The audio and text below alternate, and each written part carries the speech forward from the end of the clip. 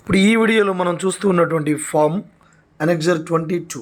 Annexure 22 అంటే ఇది మనకు ఎలక్షన్ విధుల నుంచి మనల్ని రిలీవ్ చేస్తుంది అనమాట. వెరీ ఇంపార్టెంట్ ఇది ఎలక్షన్ మొత్తం కంప్లీట్ అయిపోయిన తర్వాత దీన్ని మనము రిసెప్షన్ కౌంటర్ దగ్గర అన్ని ఈవీఎంస్ కానీ లేకపోతే సీల్డ్ అండ్ అన్సీల్డ్ ఆ పేపర్ కవర్స్ అన్నీ కూడా అప్పచెప్పామని చెప్పేసి మనము తీసుకునేటువంటి రసీదు ఇది. చివరిలో ఈ రసీదు ఉంటేనే మనము ఎలక్షన్ డ్యూటీ నుంచి రిలీవ్ అయినట్లు లెక్క అనమాట. సో కాబట్టి ఇది పూరించడం ఎలానో చూద్దాము. చాలా తేలిక ఇది. దీన్నే ఫామ్ M21 ఉన్నారు. అంటే receipt of return of election records and material after pole.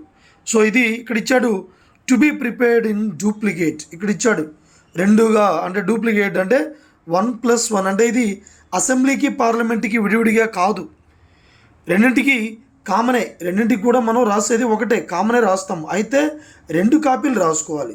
ఈ 2 కాపీలు రాసుకుంటే ఇది మెటీరియల్ తీసుకున్నటువంటి వ్యక్తి సంతకం పెట్టి ఒక కాపీ మనకి ఇస్తారనమాట. అందువల్ల ఇది ఎలక్షన్ మెటీరియల్, ఎలక్షన్ ఈవీఎంస్ మొత్తం కూడా ఎలక్షన్ కంప్లీట్ అయిపోయిన తర్వాత రిసెప్షన్ సెంటర్లో మనము అప్పగించాము. ఇంకా ఎలక్షన్ నుండి మనము రిలీవ్ అయ్యాము. ఎలాంటి టెన్షన్ లేకుండా మనము ఒక సర్టిఫికేట్ తెచ్చుకున్నాం, మనం రిలీవ్ అయ్యామని. అదనమాట ఇది. అందువల్ల ఇది 2 కాపీలు రాసుకోవాలి. ఒకటేమో తీసుకున్న వాళ్ళు, మెటీరియల్ తీసుకున్న వాళ్ళు తీసుకుంటారు, ఇంకోటేమో మనకి ఇస్తారు వాళ్ళు సంతకం పెట్టి. సో ఇక్కడ ఇది పూరించడం ఎలానో చూద్దాం. ఈజీ. ఇక్కడ statement sowing particulars of used electronic voting machines and sealed covers and other articles hand over by the presiding officer of polling station. ఇక్కడ పోలింగ్ స్టేషన్ నెంబర్ రాశాను చూడండి. నేను జస్ట్ ఎగ్జాంపుల్కి అయితే 4/97 అని రాశాను. ఆఫ్ డాష్ అసెంబ్లీ కాన్స్టిట్యున్సీ అంటే నరసరావుపేట రాశాను. Comprised in the dash parliament constituency అని ఉంది, నరసరావుపేట పార్లమెంట్ పేరు రాశాను. ఇక్కడ చూడండి 1 by 1 columns. First electronic voting మెషిన్కి సంబంధించి ఫస్ట్ ఇందులో ఏలో 1, 2 2 ఉన్నాయి. 1లో ఏముందంటే the sealed electronic voting machines అని ఉంది. అంటే మొత్తం నంబర్ ఆఫ్ సీల్డ్ సియూస్ 2, ఇక్కడ 2 నేను రాశాను. అలానే ఇక్కడ నంబర్ ఆఫ్ సీల్డ్ బియూస్ 2 రాశాను. నంబర్ ఆఫ్ సీల్డ్ వీవీప్యాట్స్ అంటే ఇక్కడ మనం పార్లమెంటు అసెంబ్లీ 2 కూడా కలిపిస్తున్నాం అనమాట. అందువల్ల ఒక్కో దానికి 2 ఐటమ్స్ ఉన్నాయి కాబట్టి 2 రాశాను. నెక్స్ట్ ఇందులో 2 చూడండి. The unused electronic voting machines ఏమి లేవు, అన్నీ 0 రాశాను. Number of unused CU 0, number of unused BU 0, number of unused VVPAT 0. ఇంకా మీరు ఏమి రాసే పని లేదు. ఇక నెక్స్ట్ బి ప్యాకెట్స్కి వచ్చాము. ఇందాక ఈవీఎంస్ రాసాము, ఇప్పుడు packets. First packet EVM papers ఇచ్చేసాము. నెక్స్ట్ చూడండి ఇందులో సెకండ్ ప్యాకెట్ స్క్రూటినీ కవర్, ఇది కూడా ఇచ్చేసాము. ఓకే, కిందకి రండి. కిందకు వస్తే ఇందులోనే నెక్స్ట్ థర్డ్ ఐటమ్ చూడండి. థర్డ్ ప్యాకెట్ స్టాచ్యూటరీ కవర్, ఇవన్నీ sealed envelope containing marked copy, ఇవన్నీ మనం ఇచ్చేస్తాం ఆటోమేటిక్గా.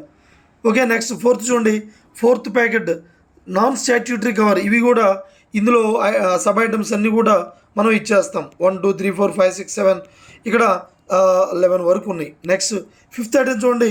Fifth packet hand book instructions and other, ఇందులోనే number 1 hand book, number 2 instructions of EVM instructions booklet, number 3 ఇవన్నీ ఇచ్చేస్తాం. నెక్స్ట్ సిక్స్త్ ప్యాకెట్, ఇక్కడ ఏమీ రాసే పని లేదు, అన్నీ మనం ఇస్తున్నట్టు లెక్క అనమాట.